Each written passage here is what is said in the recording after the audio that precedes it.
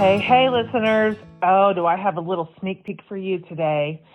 You might have seen this snazzy thing on my social media known as the For the Love Premium Podcast.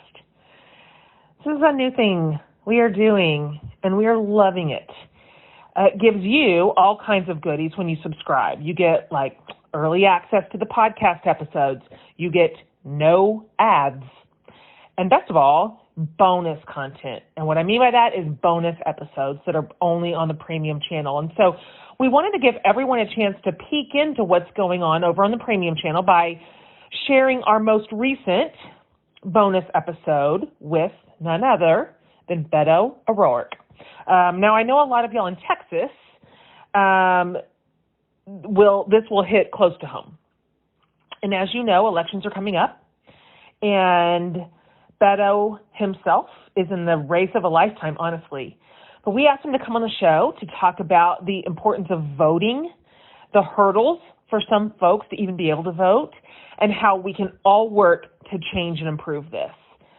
He wrote a book about it called We've Got to Try: How the Fight for Voting Rights Makes Everything Else Possible. I hope you enjoy this. Hey, this is an incredible conversation, and this is a really incredible guy, and I'm delighted to have hosted this discussion in our little space. So you guys, be sure to subscribe to the Premium Pod to hear even more bonus content exactly like this.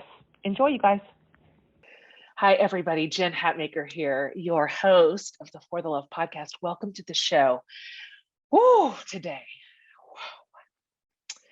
So if you haven't noticed, we've been dropping into our regularly scheduled podcast programming to bring you several bonus episodes that didn't fit into our series, but were so important to me and to my team that we wanted to build a conversation around. So first of all, thank you for the feedback and for being the ones that actually really inspired us to host these conversations based on your questions on social media, and honestly, just your general willingness to hear from people who walk in these spaces that matter to us right now, who have wise and measured outlooks on these issues. These conversations have been incredibly enlightening and sobering, but also encouraging.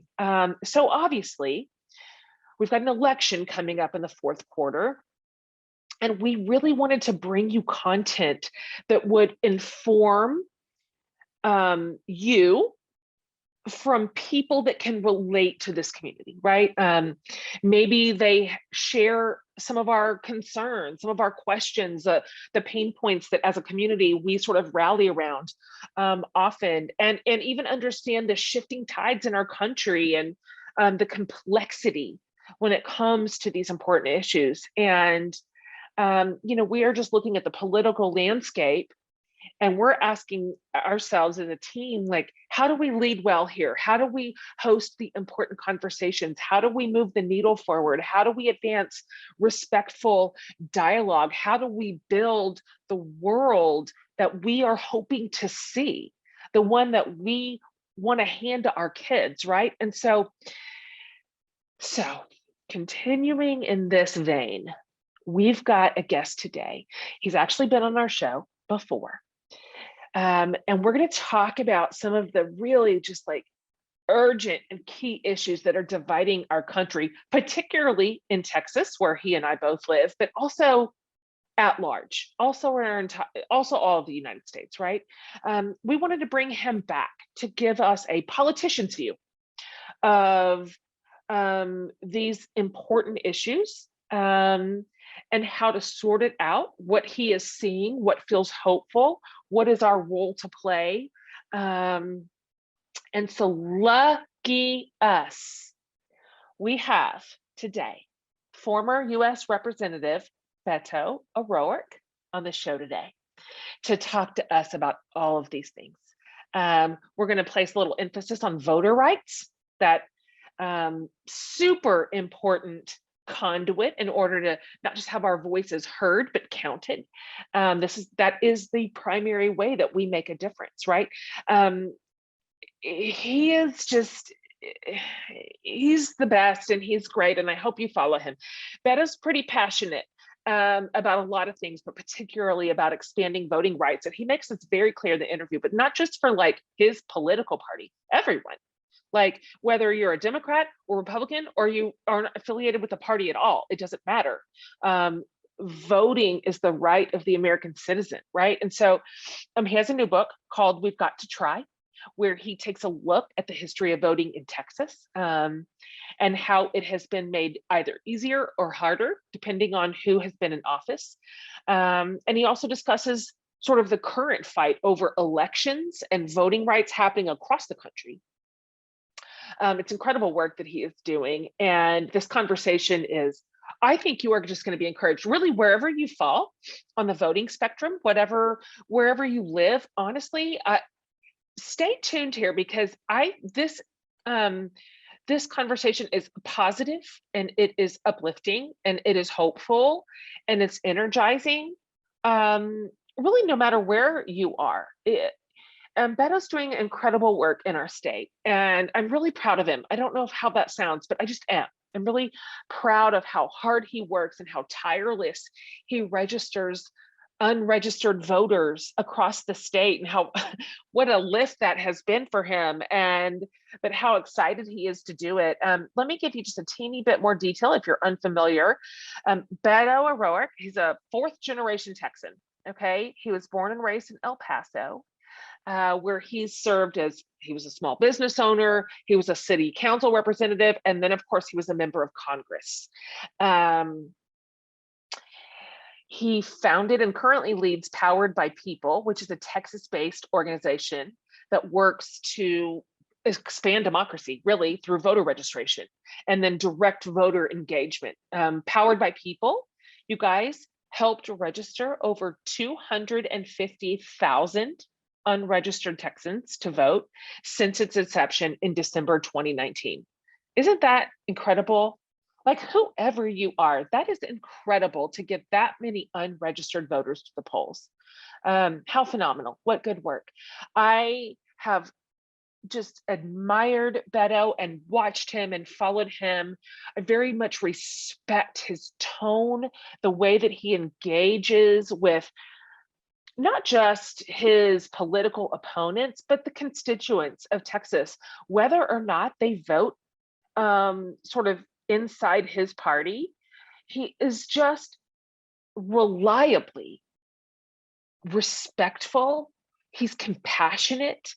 He's a good listener. I admire the way that he leads and that he runs campaigns and the way that he engages. It's refreshing. And I think that you will enjoy this conversation. I think you will also kind of respect his outlook and his perspective and really his posture. And he could have a real easy go of it if he was in a blue state. I mean, he could just sail right to the top, I'm telling you. And yet Texas is his home. He's a fourth generation Texan, and this is where he'll stay. And this is the state he loves and the one that he fights for and champions and believes in. And it's just inspiring. And so please enjoy this smart and intelligent and interesting and ultimately hopeful conversation with the very wonderful Beto O'Rourke. I am so happy, Beto, to welcome you back to the For the Love podcast. Thank you so much for saying yes to this. I'm grateful for the invitation, and I wish we were doing this in person. But I love that we get to do this virtually and talk about some of the things that are on your mind and the things that we're working on and people are fighting for here in Texas. Yep, we're paying attention. We are listening. We are engaged. We are concerned. We even have the hubris to be hopeful. And so this is why I'm glad that you're here. Let's do this real quick. Just let's high level this for a second. I've caught my listeners up a little bit on you and what you have been up to since the last time you were on my show, which was 2018. That was a big year. And so just from a general perspective, from a high level, how have you been now that we have been through and are still in a pandemic, presidential election, and then every manner of things that has been happening in the public sector period, but specifically also in Texas? What's it been like to be you the last 3 years?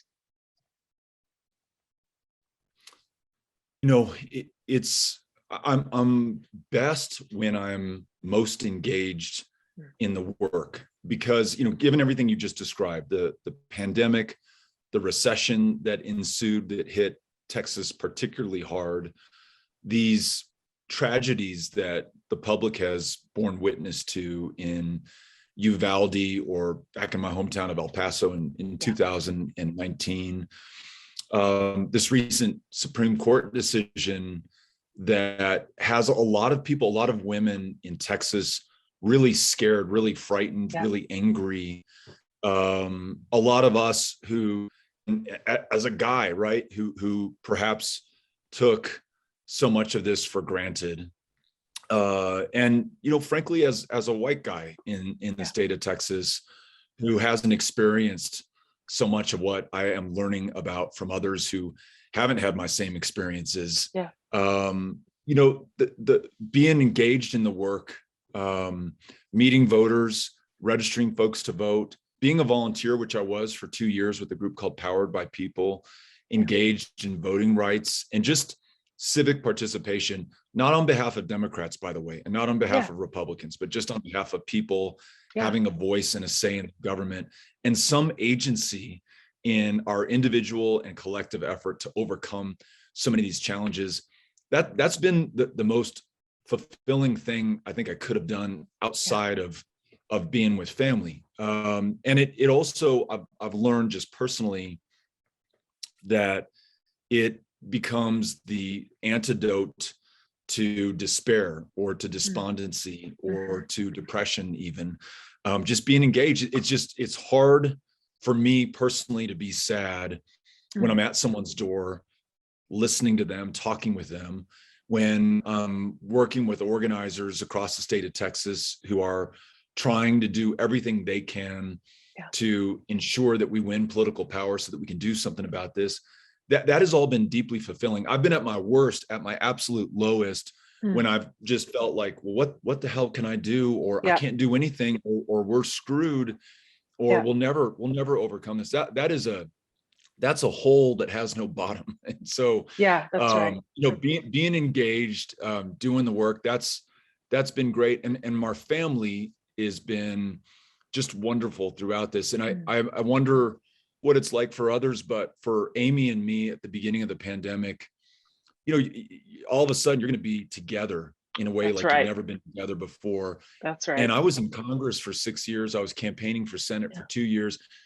We hadn't really lived day to day for 8 years together in the same house, maybe like a lot of people do. And so I thought, it's either one way or the other as we go through this pandemic. And it just brought us closer as a family. I feel very, very, very fortunate for that. And I don't want to in any way minimize what others have been through. It hasn't been easy for anybody, but we've been very, very fortunate.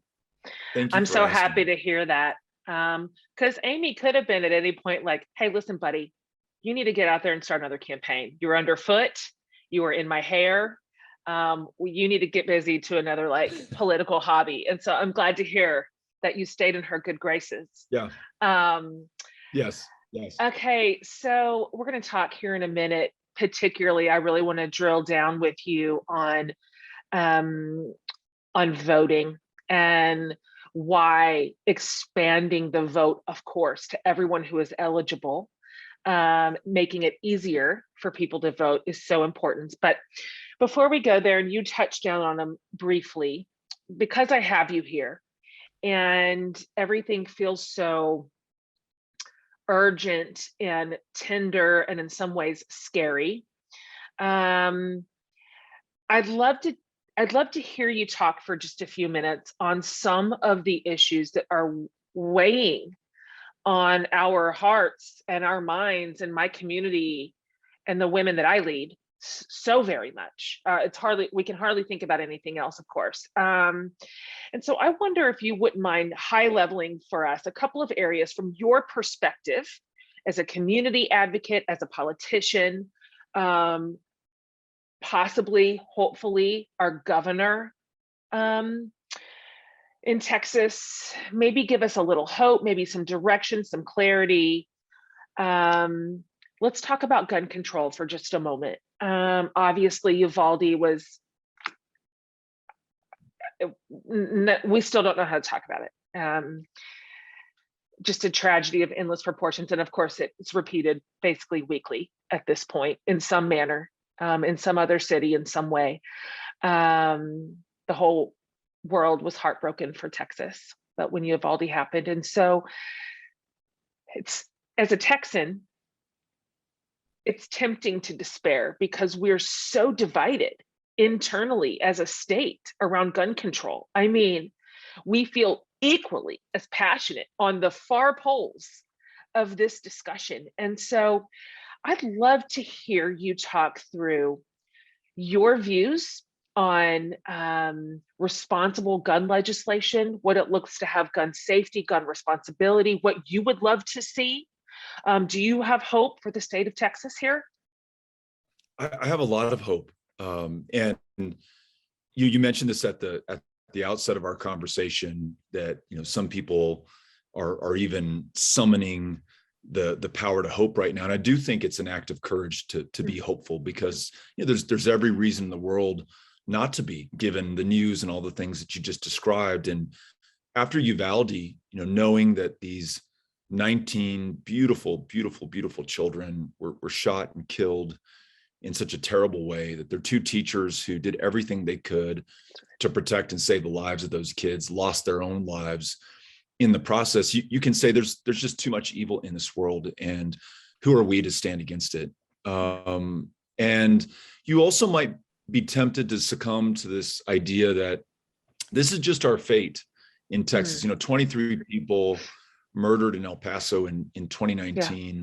You know, the kids killed at Santa Fe High School, Sutherland Springs, in a church and a house of worship of all places, Midland, Odessa. You know, of course, it goes on and on and on. Yeah. But we can take, you know, we can take some comfort, I guess, in knowing that this doesn't happen everywhere around the world the way that it happens in Texas and in this country. And we are not inherently evil or bad or violent or, you know, bloodthirsty. It may have something to do with other factors that contribute to this. You know, the fact that an 18-year-old, for example, can go in on his birthday or near about and buy 2 AR-15s and hundreds of rounds of ammunition. And really, there aren't many questions asked. And, you know, we can decide, you and I together as voters, whether we're Republicans or Democrats, whether we think that's okay, or whether we think there might be some common sense adjustment we could make, so that perhaps you have to be 21, or maybe you can't buy a weapon that was originally designed for use on a battlefield, because that weapon was only engineered to kill human beings. It's just really, really good at it. Just shreds to pieces everything inside of your body, so that you bleed out if you're shot before you can get up and be revived. You know, these are legitimate conversations that we can have. And Jen, I was in Hondo, Texas, right next to Uvalde. I'd been in Uvalde the day after the massacre there. I had stayed in Hondo. I was on a run that morning, and I saw a guy watering his lawn, and he motioned for me to come over. And as I came over, you know, he had his Confederate battle flag, you know, ball cap on. And, you know, this is a little bit of a conservative part of Texas. And I thought, well, I wonder how this conversation is going to go. And he said, I just saw you on the news, Beto. And I said, yeah, you know, I'm here in your community. I'm just so sorry for what you all have been through. And I just want to be helpful. And he said, you know, I've got a bunch of guns in my house. I have an AR-15. He said, but I also have a junior at Hondo High School. And I worry about him, and what's happening is not right. And we got to do something about this. And I mean, who knows where that conversation could go, but you know, this guy, if I was just judging him by his ball cap, he and I aren't going to have anything in common, but he's got a kid in high school. I have two kids in high school. That's right. We both care about their lives. We recognize that we kind of won the lottery in some way, that our kids, completed the year unscathed. But that might not be the case next year. And if we invoke our power of empathy, we feel to some degree the way those parents feel who lost their kids, and knowing that we got to do something. So I don't think this is an issue that breaks along partisan lines or gun owners versus non-gun owners. I think this is one where our values as humans, as Texans, as Americans can really come through. And we can do some common sense things like a universal background check or a red flag law. This is stuff that most of us agree on. So I am hopeful. That's right. Bipartisan support just in the constituency is pretty high. We agree on this. We all want to send our kids to school and have them come home safely, whoever you are. And so I'm hopeful around that too. I feel incredibly disoriented about Roe, as do most of the women under my leadership and in my community. Genuinely not something that we thought we would see. This felt like settled law, 50 years, double precedence at the Supreme Court level. This reversal to states, it's scary, in a state like Texas particularly, and the others like us, which for us, we knew that would mean an immediate cancellation of agency, autonomy over your body, your future if you're a woman, and frankly, the men and the boys. That means that they also don't have a choice in what their future looks like with that partner. And this is tricky because, I came up originally through sort of a faith space. That was where I cut my teeth, and that was where my leadership originated. And as I've gotten older and grown, and my perspective has changed, and I've grown up, my kids have grown up, I've just expanded and evolved in a lot of ways, things that I believe in, ways that I think about humanity and possibility and rights. And so it's interesting because, as you know, we have a group of people looking at this sort of reversal, if you will, of Roe, and rejoicing and saying that this is a wonderful win and 50 years coming. And then there are other of us who feel like we're taking such a step backwards, and it feels scary that if this is the sort of autonomy on the chopping block, what's next? Right? Like, what is now possible if we have this precedent to revert rights to the states? Then just based on where you were born, where you live, where your grandparents lived, you may now be facing an absolute cancellation of what we thought were established rights. It's overwhelming. Can you talk about this decision a little bit from your perspective, and how do you see it, and what are you hoping to see? What if you're elected as Texas governor, what would it look like, for example, in our state? First of all, I love everything that you just said, because you are describing how difficult and challenging an issue this is. Because I don't think people come to this from a place of malice. They come from genuinely held personal beliefs. Yes. And there are some who believe that life begins literally at fertilization, at conception. Right. And there are others who look at the science or the legal precedents in this country and, look at things like viability. And, those are conclusions people have arrived at through their religious experiences, through their life experiences, through, their reading of the science on it. And I think I begin with the humility of understanding that I'm not here to persuade anybody or to change anybody's mind or point of view. What we should really be focused on is how we do the greatest good for the greatest number of people. who we live with in the state of Texas. And as you just pointed out, for millions of women to lose the ability to make their own decisions about their own body, and to acknowledge that no woman makes a decision about her pregnancy frivolously. Of course. And you, as I have probably, especially since the Dobbs decision, heard countless stories from people, very personal, and no story like any other that I've heard that helps to explain just how dangerous a decision this is. And I'll give you an example. Okay. We were in Katy, Texas, week before last, and we were there with young people and people of all ages who were organizing to go knock on doors for the campaign. And a woman came up and she had her child 4, 5, 6 months in the stroller. And she said, I grew up an evangelical Christian, very, very pro-life. And what changed my mind and my understanding of this was I became pregnant with my son, who you see right here. And it was an incredibly difficult pregnancy. And the only thing that got me through was knowing that I had the choice, knowing that I had this option. And it fortified me and it gave me strength.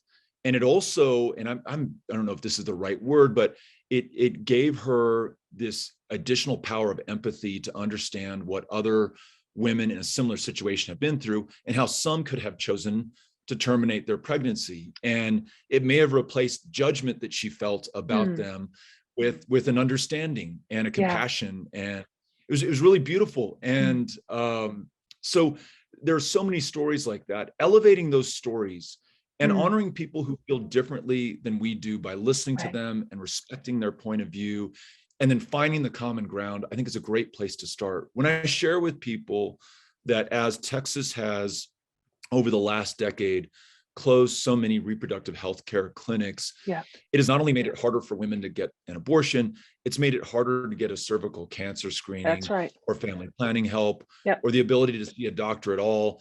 And partly because of that, we now lead so much of the world in the rate of maternal mortality. And for Black women, the rate is 3 times as high. We lead the country in both the rate of teen pregnancy and repeat teen pregnancy because we make it hard for people to make family planning decisions or to get family planning help. So as governor, I want to make sure that we restore the protection for this right. I don't think the right has to be restored. I think the right is inherent. It's universal. We look back to 1776 and this declaration about these inherent inalienable rights that we all hold. I think this country has come to realize that those rights are also reflected in a woman's ability to make her own decisions about her own body and her own future. And you alluded to this, other rights that we've now recognized, the right to marry the person that you love, to be intimate with the person that you love, to use contraception. All 3 of those rights are under attack now, as we know from the consenting opinion or concurring opinion from Justice Clarence Thomas that came with the Dobbs decision. So as governor, let's find a way to harness public sentiment on this. Like with the guns issue, most Texans believe in choice. They want to make sure that we respect this precedent and these rights. Let's find a way to enshrine that legislatively through executive action where that makes most sense, and to always do so in the most respectful way possible. That always acknowledges that not all of us are going to agree on every part of this, but we've got to do a better job of treating one another with the respect and dignity that we're owed as humans. And in this case, in Texas, that's the women of Texas. That's right. You have led very well on this. You set a good example. You're a good model on what it looks like to dialogue across ideologies and convictions, and to do so with respect, and to be a good listener. I've always appreciated that about you. As we steer into campaign season and it's just so vitriolic, and of course we're all just exhausted just to death of it.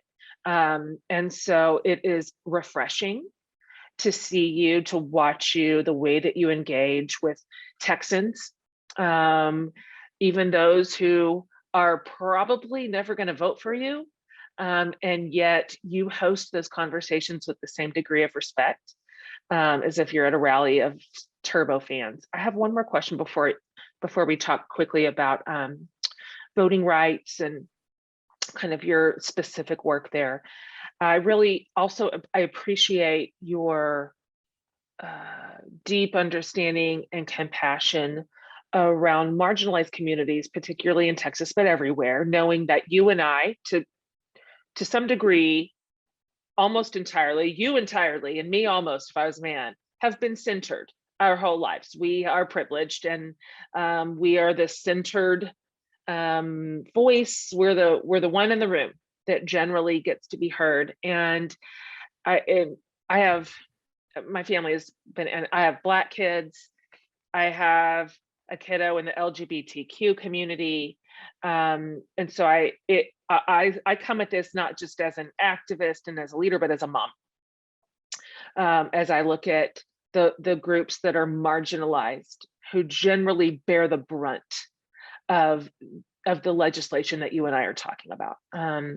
So can you talk for just a moment around some of the legislation we're seeing regarding trans rights right now, specifically in Florida and Texas? Feels like a race to the bottom right now for those communities. These bills feel, they don't just feel shocking to me, they feel cruel.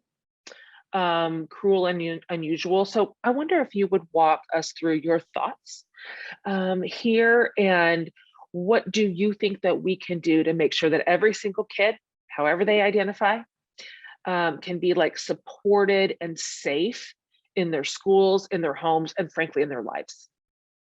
Yeah, such a good question. In the way that you asked it about, the cruelty that is inherent in these policies. Yeah. It really, I don't fully understand it. I don't think, for example, that Greg Abbott, the governor of Texas, that he wants to hurt kids, or that he wants to hurt transgender kids, or that he wants to destroy these families. I don't think he wakes up in the morning wanting to do that. I don't know then why he has issued this order that essentially, puts a target on the back of these families. And essentially, for those who aren't familiar with this, in Texas now, parents of transgender kids are being targeted for investigation for child abuse. And as you know, Jen, in Texas, if that accusation is sustained, not only is that child, the transgender child, taken from those parents, but so is every other child in the household, because that household is now deemed to be unsafe for those kids. And what you and I both know from meeting so many of these parents is it's hard to find a more loving family. Parents, it's tough being a mom and a dad, just period. Okay. But Right. if your kid is trans, helping them navigate these middle school or high school years, which are already tough to begin with, and you're going through this transition, there is so much extraordinary love in that household, and so much patience, so much grace. And I'm just in awe of these parents. And I've met so many of them, and to meet them, and to meet some who are actually under active, Child Protective Services investigation, knowing that at the conclusion of that investigation, their kid that they've raised for the last 12 years might be taken from them. They may never see them again. It is just absolutely heartbreaking.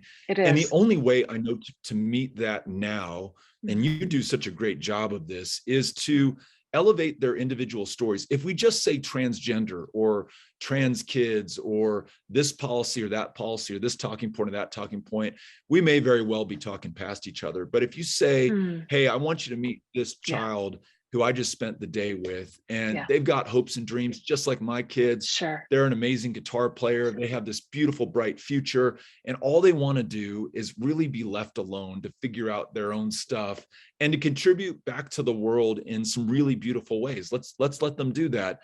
So where this cruelty came from, I don't know. I don't know if it's to score political points or if there is profit in fearing the other, but we got to get past that, because I don't think that's who we are as Texans. Our values, we are a strikingly independent people. We cherish our freedoms, and to have the government come in to our families and tell us what we can and can't do, and how we may or may not raise our children or help our kids in a situation like this one, just does not seem like a very Texan thing to do. And we're really proud of the people who make Texas so successful and so strong. So I'm glad you brought that up, because here's a community very vulnerable. They don't have lobbyists and advocates and people spending big money on political campaigns to advocate for them. So they're very easy to kick around politically. That's right. And so we need to stand up for them. So thank you for doing that. You guys, I did a thing. I wrote a cookbook, and it's called Feed These People.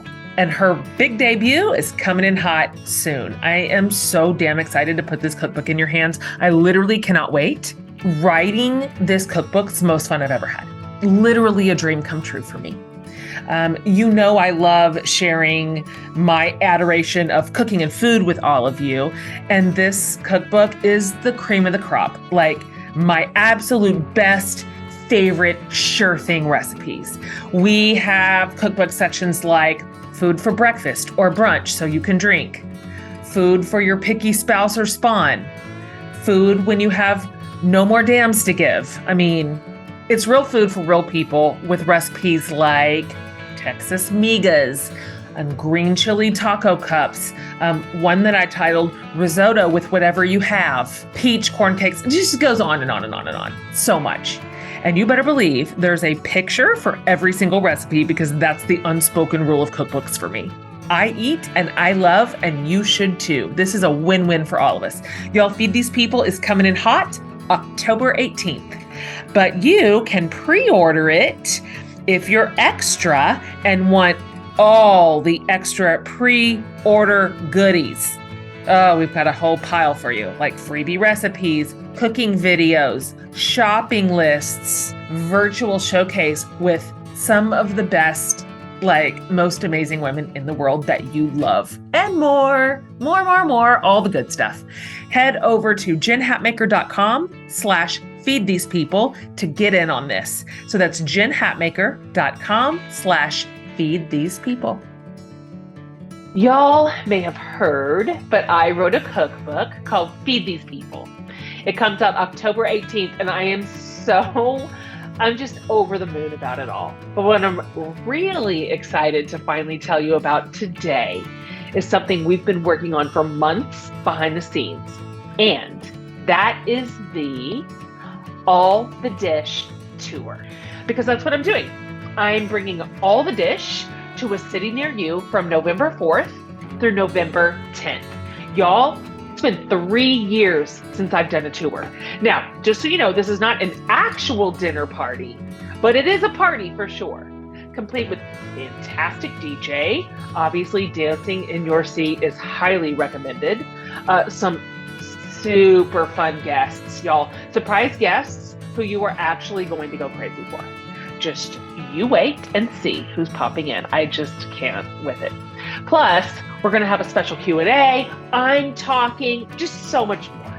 It won't be a party, of course, without you. So bring all your people to the event, and you will leave like freshly, like inspired and entertained and connected and just all fired up, I promise.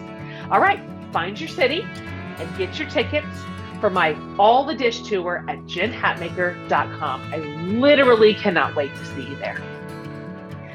Let's talk about voting a little bit.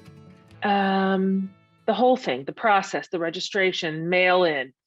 We got a lot on the table right now. And for, I think, a lot of average voters, it's a little murky. Like, what is the problem here? Why is this becoming so difficult? Why is there so much suspicion and fear around an election process that has always been incredibly stable, very reliable? There's no data to suggest otherwise, and there never has been.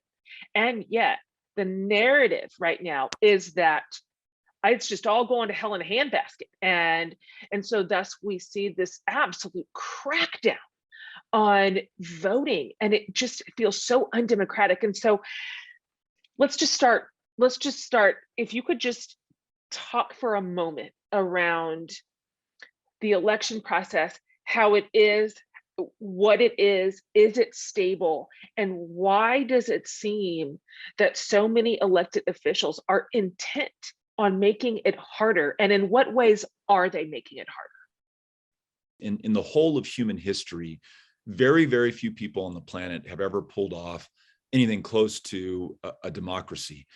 And even today, though there are more democratic countries than have ever existed before in the history of the world, it's not easy. And most of the planet does not live under free and fair elections. And we don't all the way have them either, as you are alluding to. And we should acknowledge that that's not completely anomalous to America. I mean, when we started, 240 plus years ago, only white men with property could vote. And then the franchise gets extended a little bit to people, white men without property. And then, you have this flourishing of democracy during Reconstruction, and then it closes back up again under Jim Crow. Then you have women and suffragists leading the movement for the franchise for the other half of the population, at least by gender in the country. And then this is the thing that I'm most proud of, I think, of Texas. In 1965, the first Texas president, Lyndon Baines Johnson, signs into law the Voting Rights Act, which really for the first time since Reconstruction allows everyone to participate in the franchise, regardless of race or ethnicity or country of national origin. It's really this beautiful moment. And what I think happened, if I had to guess, is that we won. That's what we thought, those of us who love democracy and free and fair elections. But what I now understand is that wasn't a final victory. It was an important achievement and milestone, but none of these victories are final. You always got to keep fighting, because the forces that are fighting against democracy, they never rest. And so that Voting Rights Act has been chipped away at over the years, to the point that you have the Shelby decision in 2013 from the Supreme Court. And in Texas, you have these voter ID laws, you have the racial gerrymander of our state, you have hundreds of polling places closed down, primarily located in the fastest growing Black and brown neighborhoods in the state of Texas. And you get to a point where we have the toughest state in the nation in which to register to vote and in which to cast a ballot. And now Republicans are the ones leading that effort right now, but just so everyone knows, Democrats did the same thing, 100 years ago in the state of Texas. This is not about party, this is about power. And people in power, I think this is just a human truth, want to stay in power and they want to grow their power. And we know that line that power corrupts and absolute power corrupts absolutely. The more power you get, the more power hungry you are. And I don't think any human or any party is immune to that. The beauty of our country is you have all these checks and balances and these laws that are supposed to protect democracy. But you're right, it is under attack unlike any time during our lifetimes, at least.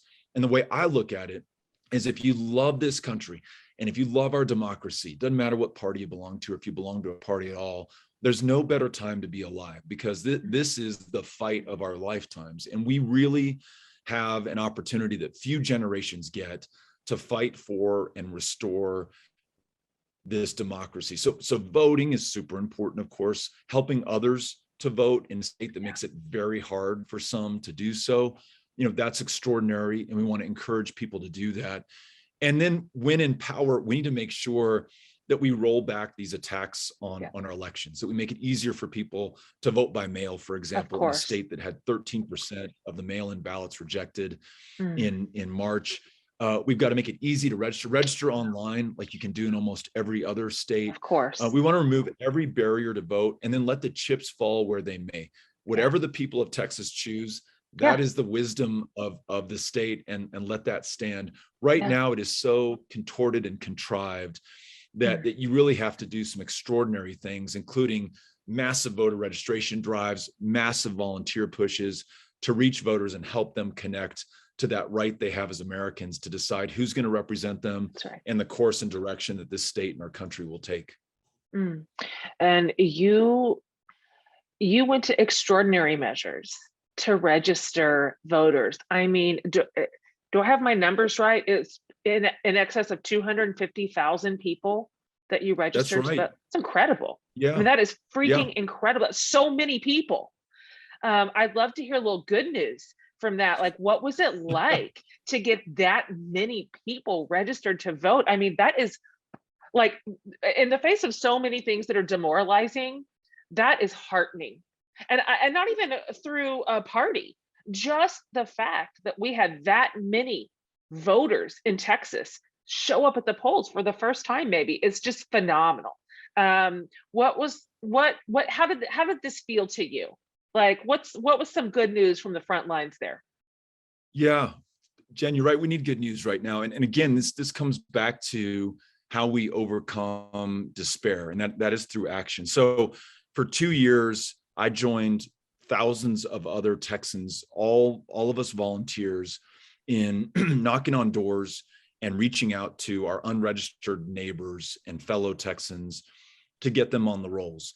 And a unique dynamic in Texas, you don't see this in many other places, but to register voters here, you have to become what is known as a volunteer deputy registrar, or a VDR.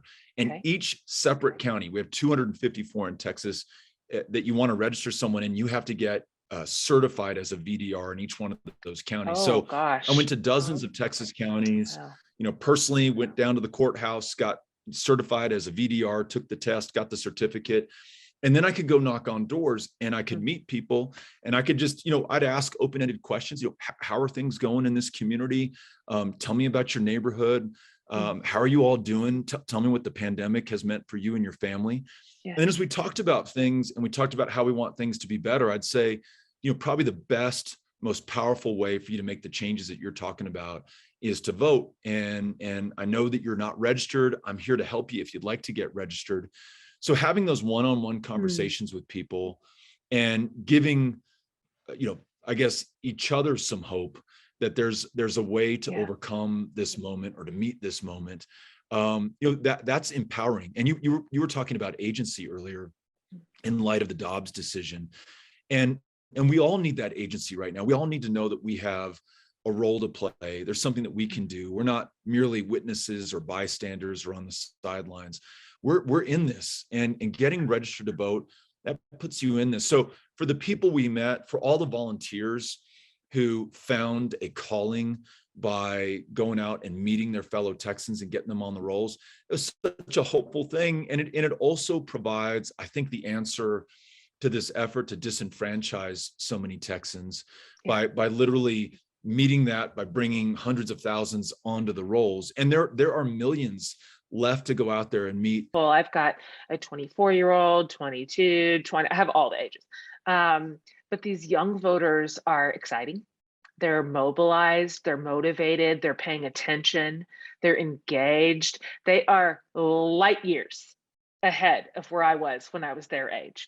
I am stunned by their capacity to be highly engaged civically. And so I look forward to them going to the polls and the way in which they do. My daughter phone banked. I mean, she's in it, and it's exciting to watch. I think we've got a really phenomenal generation coming up behind us that I'm super hopeful about. I think they're going to do amazing things. One last question. As you mentioned, we're coming up on midterms here in Texas. Of course, we're coming up on a huge election for our state. And it can be tempting. I know you understand this. You probably come up against this every day. It can be tempting for us, just as voters. We're just ordinary. We're not fancy running for governor like you. We're just voters in our little towns and our little streets, to kind of look around and just go, oh, what the hell? I mean, it's just, everything is so dark, and it's so divided, and it's so polarized, and it doesn't matter. This is a tricky one in Texas, because we have trended one direction for a really long time. And just to go, oh, my vote doesn't even matter. I mean, I was just pissing in the wind. I mean, why even bother? Why waste my time? Texas is going to do what it's going to do. And then at a national level, though, too, like, just to imagine that change is impossible. And what's your pep talk to the demoralized voter who feels disempowered and maybe even a little hopeless? I was just in Fort Worth on Juneteenth, and I got to walk in this Juneteenth march with Opal Lee. And I know you know who she is, but for those who don't, she's known as the godmother or the grandmother or the mother of Juneteenth, which is now a nationally celebrated, federally recognized holiday that commemorates the day when General Granger on June 19th, 1865, read essentially the Emancipation Proclamation in Galveston, Texas, almost 2.5 years since Abraham Lincoln had issued it. It had been that long before enslaved people in Texas knew that by order of the president, they were free. And so here's this 95-year-old woman who's walking 2.5 miles. And, you know Texas, Jen. I mean, it is 102 degrees. It's blazing hot. It is humid. And she's walking every step of that. But her story is so powerful to me. She was born in Marshall, Texas, in East Texas. And in the 1930s, her family moved to Fort Worth. And her dad, her African-American family, her dad had the audacity to buy a home in a white neighborhood. And on June 19th, 1939, a white mob comes and burns her house to the ground. And it gave her this idea and this understanding of Juneteenth, not simply as a celebration of what happened in 1865, but a recognition of the continuing struggle. We're not there yet. She understood at a very tender age. She was just a kid in 1939. And she made it her mission to ensure that more Americans, including Americans who look like me and had a different life experience than hers, understand that. And so, throughout the course of her life as an educator, as a civic leader, as somebody in Fort Worth, she was doing that work. And then she started literally walking to Washington, D.C. from Fort Worth. And at this point, she's in her 80s, trying to get national attention for this. And she prevails upon then President Obama and following that President Biden. And ultimately she succeeds. But you just think about 1939 to 2021. So it was recognized last year to where she is today. If Opal Lee can overcome those kinds of challenges in their lives. And if your house were burned down by a white mob and you're a young Black girl in Texas in 1939, you might be forgiven for saying, you know what, I give up. I'm never going to overcome this. It's way too powerful. But for her to have that persistence and determination and courage and discipline, who are we? Essentially, who are we to give up in the face of the challenges that we see today? I actually say, we must count ourselves lucky to be alive at this moment with so many challenges. Few people get the opportunity to meet these challenges and to overcome them. And Jen, I love how you always or so often frame things through your kids. I look at it the same way. Our kids, whether they're in their 20s or in my case, in their teens, at some point, they're going to look back on you and me in the year 2022. And they're going to look at how we did against all these challenges. And we want them to be proud of us. We want them to know that we didn't give up. We didn't give in. We stood up to be counted and we did the work that was necessary. And ultimately we won. We don't know when and we don't know how, but we know that we've got to try, right? And that was one of the things Opal Lee said. I said, I got a chance to meet her last year and I said, when you started walking to DC, did you think you were going to win this recognition for Juneteenth? And she said, honestly, I didn't, but I knew I had to try. And I love that spirit. So, you certainly have that. And so many of the people who listen to you, watch you, follow you, they have that spirit as well.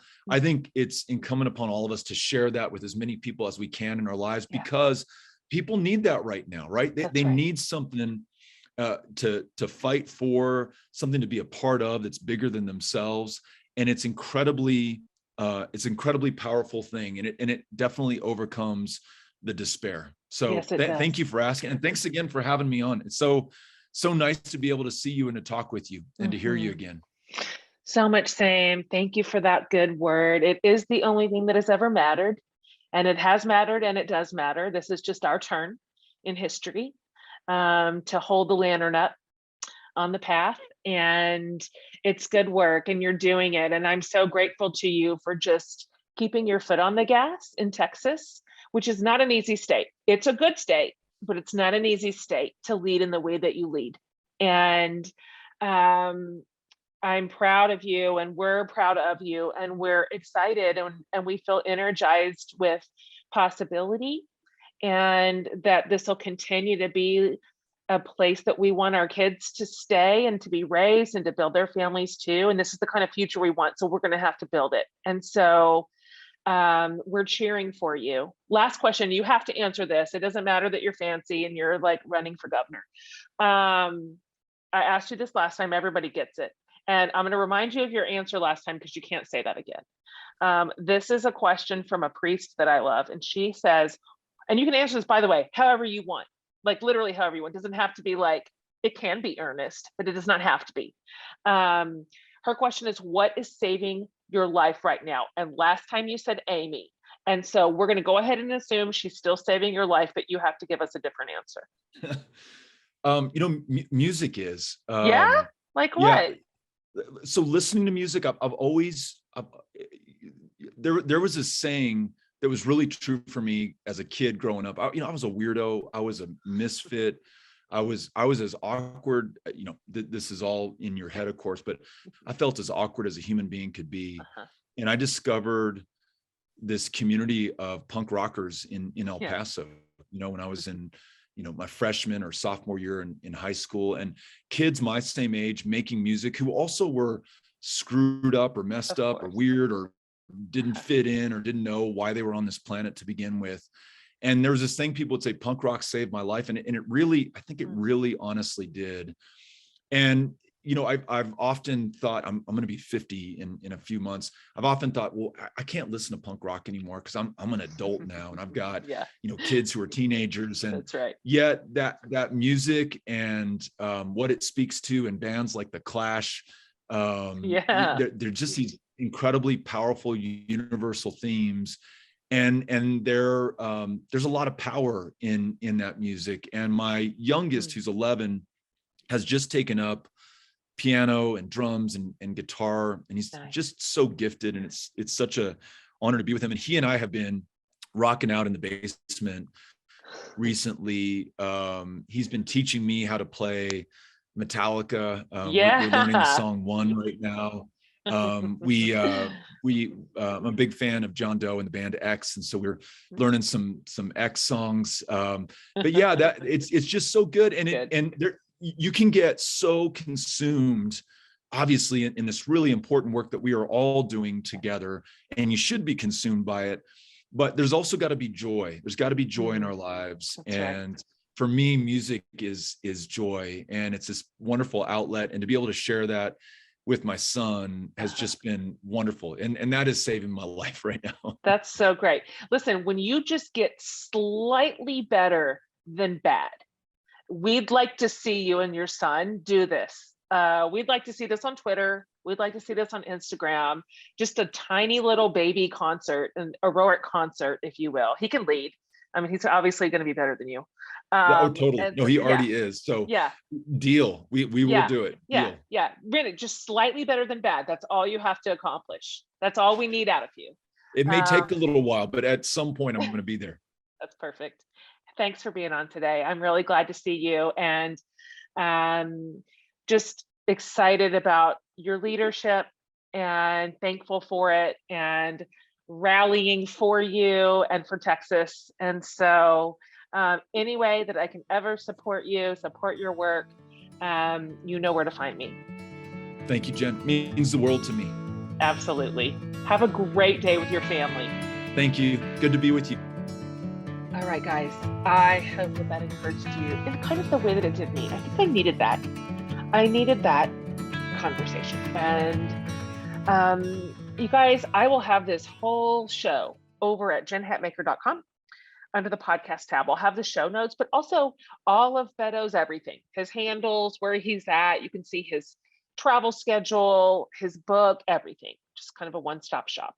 And so thanks for being here. Thank you for both asking for and supporting conversations like this. We're proud to host them. Laura and her team work so hard on these interviews and these guests and these conversations. And I can just tell you that the whole podcast team is committed to bringing what we think are important discussions to this community. And so thank you for being the best listeners and responders. You're so trustworthy and so reliable, and we are obsessed with you. So on behalf of Laura and her podcast crew and Amanda and I, we love you, and we'll see you next time.